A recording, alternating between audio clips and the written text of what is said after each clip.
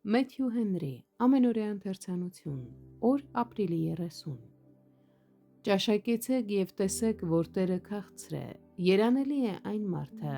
որ հուսացած է նրան։ Սաղմոս 34-րդ գլուխ 8-րդ խոսք։ Աստծո բարեհաճ այցելությունները սովորաբար մեզ հանդիպում են պարտականության ճանապարհին և նրանց, ովքեր իրենց ունեցածը օգտագործում են ուրիշների օգտի համար, ավելին կտրվի։ Քրիստոսի հարությունից անմիջապես հետո նրա հետ զրույցը անսպասելի էր, բայց Քրիստոսը նրանց մոտ էր և նույնիսկ հիմա նա մոտ է նաև մեզ իր խոսքով։ Մատթեոս 28-րդ գլխի 10-րդ խոսքի ողջույնը հայտնում է Քրիստոսի բարի կամքը մարդու հանդեպ նույնիսկ այն ժամանակից ի վեր, երբ նա փառավորվեց երկնքում։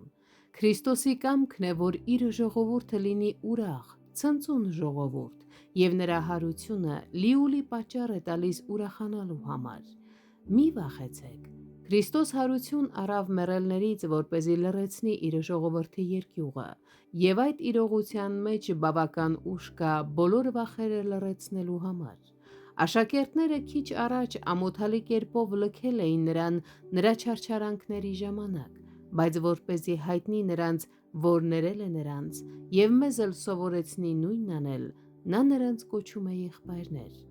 Թեպետ նրա վեհությունն ու սրբությունը անսահման են, իսկ մեր խեղճությունն ու անարժանությունը ակնհայտ, նա միևնույն է, խոնարհվում և հավատացյալներին իր եղբայրներն է կոչում։ Լինելով առաջինը հարության մեջ, նա դարձավ առաջնեկը բազմաթիվ եղբայրների մեջ։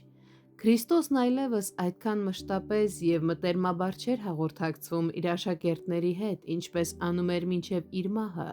բայց որպեսզի նրանք չմտածեն, թե նա օտարացել է իրենցից,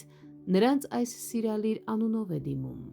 Թեպետ նրանք ամոթալի կերպով էին լքել նրան նրա չարչարանքների ժամանակ, նրանց հայտնելու համար, որ կարող է ներել և մոռանալ, և նաև մեզ այդպես վարվելու սովորեցնելու համար, նա ոչ միայն պահպանում է նրանց հետ հանդիպելու իր խոստումը,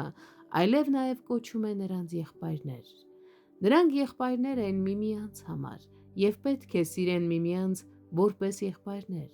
Նրանց իր եղբայրներ ճանաչելը նրանց մեծ պատիվ էր պարգևում, բայց միևնույն ժամանակ այդ պատվի մեջ նրանց խոնարհության օրինակ էր տալիս։